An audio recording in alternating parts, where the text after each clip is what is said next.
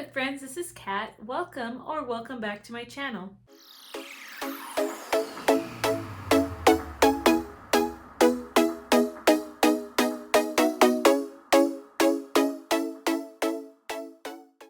Today's video is the mid-year freak out book tag and kind of like my mid-year check-in. I've enjoyed seeing all the other booktubers videos that have come out. Usually this video is always a good opportunity to kind of see where everyone is as far as like their goals, but also I find that there are some new books that I want to put on my TBR, or if there are books where I'm not sure about, to see what the reactions are from other booktubers. So I kind of like the wrap-ups and the tags, and I also kind of like the statistics a little bit. So anyway, I have finally wrote down all the questions and looked through my own TBR and to kind of see where I'm at too with this check-in. So without further ado, let's go ahead and get started. First question that I have here, it says, best book you've read so far. So for this one, I have 4 books right now, but well, the first one I'm going to talk about is Habits of the Household. This is the only nonfiction book I have in this pile, like my favorite so far, but I really enjoyed reading this book. I highlighted so much in here and just I felt like I gained a lot of wisdom from this book. This is all about practicing the story of God in everyday family rhythms, but essentially how each part of our day does serve like a purpose, even the mundane. This is more geared towards families with children, and we don't have children yet. That has been on our heart to have children, so that is a prayer that we are holding on to. But I do like to read these books because it does help me feel like I'm preparing, I guess, the best that I can. I know things change kind of when kids come around, but as far as like habits go, some things that we want to implement, I try to read books that will help us in that. And so this does go with a very like biblical perspective and how you have that perspective change about just living a life of worship towards the Lord. And so I really highly recommend this book. The other book I'm going to talk about is The Extraordinary Deaths of Mrs. Kipp. I really enjoyed this book. I wasn't sure if I was going to like it like a lot just because of the premise of this book. So you get 2 perspectives in this book. You get the perspective of Mrs. Kipp, who right off the bat, she's in hospice care. And so her life and how she essentially impacts the life of this young reporter who's supposed to come and write like her obituary, but she gains so much more during the time she meets with Mrs. Kipp. This book talks about grief. It talks about how life's plans might change, but holding on to that faith in God. It's just so beautiful, and I really liked it. And this actually was recommended to me by Katie at Paperbacks and Ponytails, and she was absolutely right. I loved this book, so thank you, Katie, for that recommendation. The other book that is in this category is When the Day Comes by Gabriel Meyer, and I loved this book. At first, I wasn't sure how I was going to feel about it. Never read a book like this, but I love historical fiction, and so I'm sure you have heard a lot about this book already, or this series, but it's time crossers, women living in 2 different time periods, and just they have to choose which one they would live in, and it's just so full of history, and there's romance in this one. I loved it. I was just blown away, and so I would highly recommend this one, and I'm slowly going through the series, but yeah, book 1 is my favorite though so far. Oh, and this is set in the 1770s as well as the 1900s, and 1914 to be exact. And so 2 great time periods. And the last one I don't own, but I own book 2. But it is My Heart Remembers by Kim Vogel Sawyer. And this is about the orphan train and the siblings who get separated, and one is trying to find the other two. And I love it. I never really read anything about the orphan trains before in historical, like in history, but this book was also very heartfelt. I love a good sibling story, and just the faith too in this was really great. And yeah, I would also really recommend this book, and I can't wait to read the second one. Number 2 says, best sequel you've read so far. And this one was hard. That one would have to be The Peasant King by Tessa F. Shar. On Goodreads, it doesn't say that it is part of a duology, but I feel like it is, because book 1 is The Hidden Prince, and that follows the parents to the person in this book. And so I feel like it is like a companion, but kind of like a duology.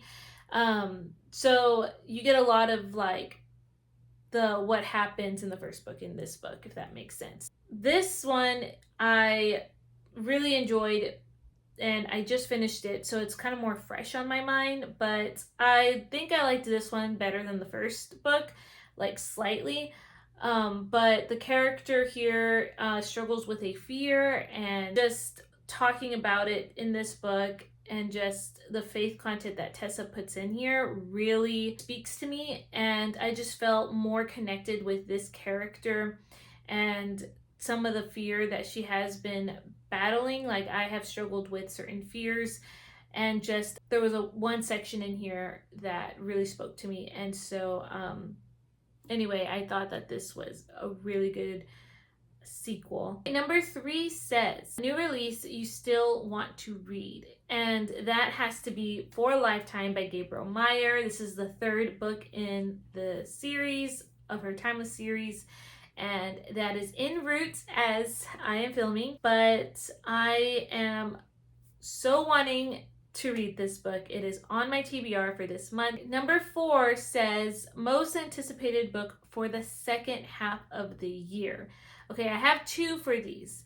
One would be book 4, and that is Across the Ages. That's coming out in November, and that's by Gabriel Meyer.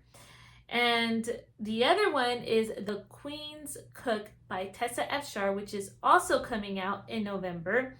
So I'm already putting that on my list for Christmas. I love these 2 authors, and I cannot wait. The Queen's Cook is going to be about a cook in Queen Esther's court, and yeah, I'm very excited to read that one. And Across the Ages, I'm sure you probably heard. I try not to see what the timelines are, but I'm not always successful in like doing that. Sometimes I'll scroll through Bookstagram or just hear other people's videos, but I kind of already know the setting for this one. This one is about pirates from what I hear. So anyway, number 5 is biggest surprise. So like a book that was like the biggest surprise for me this year. I actually have 2, but one of them is Up From Dust by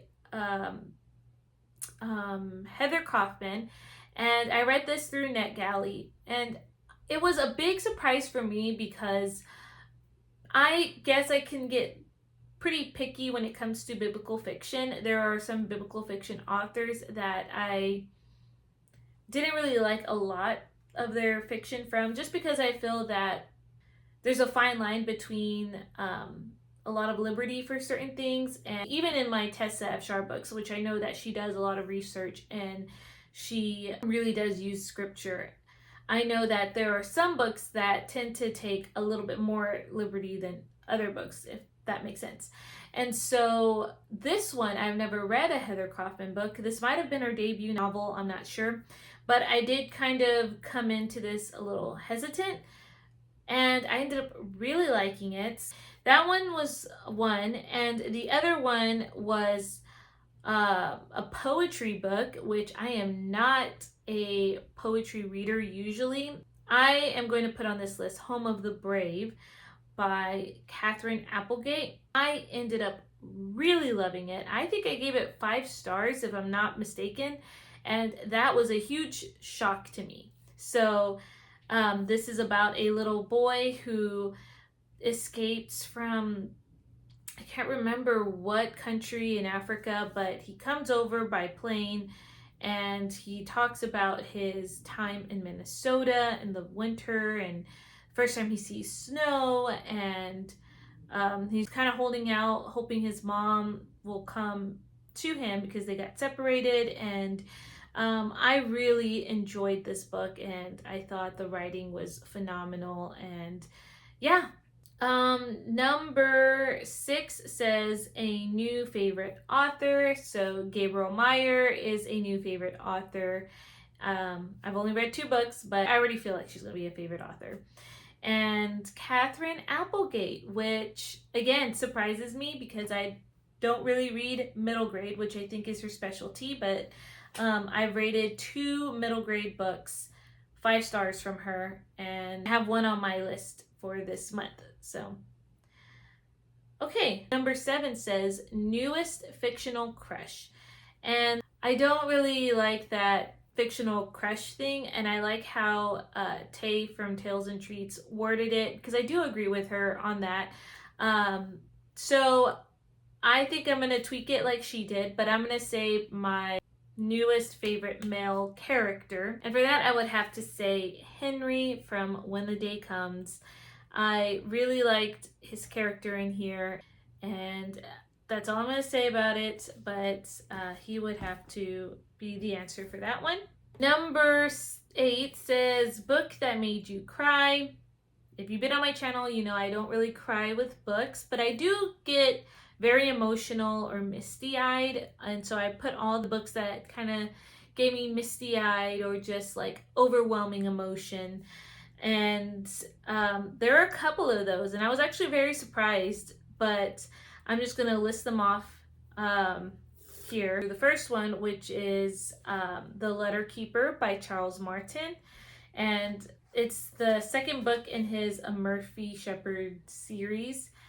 And when I was looking through my reading journal, because I like to put in my review notes in there, I was reminded of a certain scene in there with one of the characters, and it was a very emotional scene, but basically she was letting go of this thing that she carried, and it was sort of like a burial sort of scene. So it's kind of like she was burying the thing that was so heavy on her heart that she had kept and couldn't grieve, and like a surrendering. And that really like spoke to me, I guess. And yeah, it was such a beautiful moment, but as like I felt it in the pit of my stomach kind of moment. The other book I put down here is The Extraordinary Deaths of Mrs. Kipp, and the grief part, the surrendering part, very touching, very moving. I would say Before I Called You Mine by Nicole Deese, towards the end, especially the whole like waiting on a child part. That was very misty-eyed there. I just loved everything dealing with like the adoption process and the waiting of a child, or like the waiting on the Lord for his promises. And then the last one, The Last Bookshop in London by was it Madeline Martin? The name's right there on the cover. But this also, there was a character in there that sadly was no more, and I grieved. Anyway, talked about grief. This book's about World War II. It's really good, and highly recommend it, especially if you're a book lover. There were some book talk in there, and it's just a great story. So, and it is a clean secular, so I would recommend that. All right, worst book I've read. And I've DNF'd quite a few books this year, but I'm just going to mention one book from that DNF pile, because the other ones, though I DNF'd them, I wasn't as disappointed just because the other ones were like secular, but this one wasn't. So I'm going to mention The Secret Chord by Geraldine Brooks. And This is labeled as Christian fiction. So the book talks about King David. That's what it's supposed to go through his reign, I guess. And you're reading it through, I think, Nathan, the prophet Nathan's perspective. And they already, like, used the Hebrew names, which was a little confusing, but I thought, oh great, like I can try to read like the actual history because they're using the historical names. So I didn't expect that it would be super gruesome, and the first few pages you talk about this battle that was happening, and it was a little too gruesome for me. And there was a word choice that I don't really like in my Christian fiction books, and I just felt like it wasn't really necessary to use that choice of word. I figured I just did not want to continue on. That was only like on page 8 in that book, so that was a disappointment there. Another one would be a secular middle grade book, and that is Once Upon a Marigold by Jean Ferris, I believe. And I finished this one, but I rated it super low. I think it was a 1 star, a 1.5 star. And I thought the premise was cute at first, how the story began and everything. So it's about a boy living with this troll, and he's spying on this princess and uncovers a plot that the queen is going to harm the princess. That's the premise, and he's like in love with the princess from afar, and so it was like a cutesy little fairy tale story. But there was just a lot of references that I felt like shouldn't be in a middle grade book. As the book progressed, it leaned a little bit more towards YA, and lots of things about like drinking, partying. There was a character in there who was very, in my opinion, like scandalous, flirtatious even. That's my answer for that. Number 10 says most beautiful book I've acquired this year, and so I acquired this one, which has a beautiful dark green spine, and this one, which is my favorite cover out of the 2 that I own currently. So, all right. The last question says, book still on my 2024 TBR. And I am going to answer that question with my 20 and 24 list, which I have right here. I have 20 books on here, but I've read a total of 11 of those already. So I'm very, very happy. I have 9 left, and I think I'm on a good track. But there are a couple of books on here that are nonfiction, and I tend to read those a little slower. So the first one I have on here that I have yet to read, it's She Walked Before Us, Grace, Courage, and Strength from 12 Women of the Old Testament by Jill Eileen Smith. And so it just talks about 12 different women in scripture and just what we can learn from their lives. So that one is still on my TBR to read list. The second one that I have is The Ringmaster's Wife by Christy Cambrin, Cambrin. And this is currently on my TBR right now. The next one I have is a classic called Agnes Grey, and this is a woman who is a teacher, and she comes and she tutors these young girls, and that's all I know from it. The other one I have is Simple Gifts by June Sprigg, and this is a nonfiction about a Quaker village, and I guess growing up in this village. The other one I have is No Ocean Too Wide. I don't know who this is from, but the picture's right there. And this is part of a duology, but there are these children who mistakenly get shipped to Canada because the people who sent them to Canada thought they were orphans, and so they go to Canada to get adopted, and then the older sibling is going to go find her siblings, from my understanding. So that's also on my list. And I'm sorry I'm going really fast, but I'm trying to get all 9 books on here. The next one I have is Digging for Diamonds, Finding Treasure in the Messiness of Life.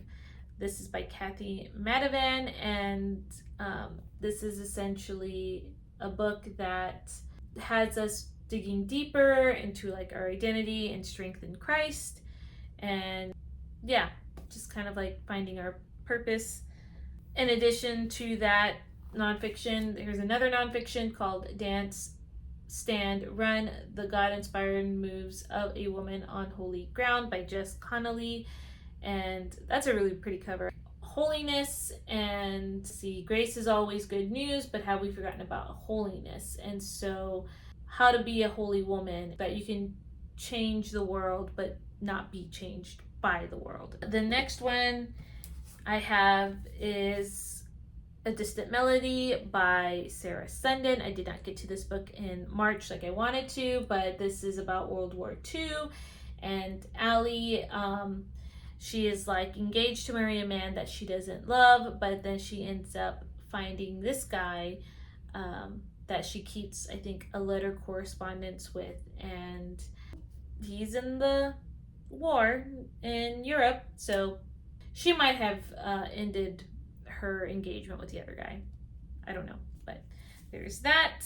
That one I'm a little hesitant about, because usually I don't like books that talk about, you know, being with someone or promised to someone, but yet you're kind of finding a relationship with someone else. Usually I like a clean slate kind of thing, because then it doesn't feel like cheating. But I'm not saying that's what this book is, but I'm just curious about it.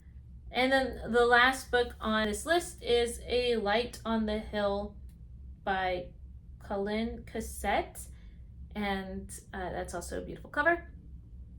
And this is about a woman who is running to a city of refuge area because I guess she's being pursued by these people who want to take her life. And this is part of a series, so hopefully I will get to that one soon. So, okay, those are all the books that I would try to get done before the year is up. And as far as everything else goes in my check-ins, real quick, my series tracker, I am in the middle of 11 series right now. Still got a ways to go with those series. And the last goal that I have is my A to Z challenge. So that one I have 8 more letters to go through, and this is like the author's name, so their last name. So I just need IJORUXYZ.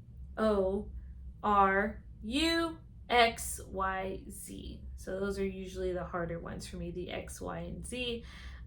So I am looking for recommendations for those. So, okay.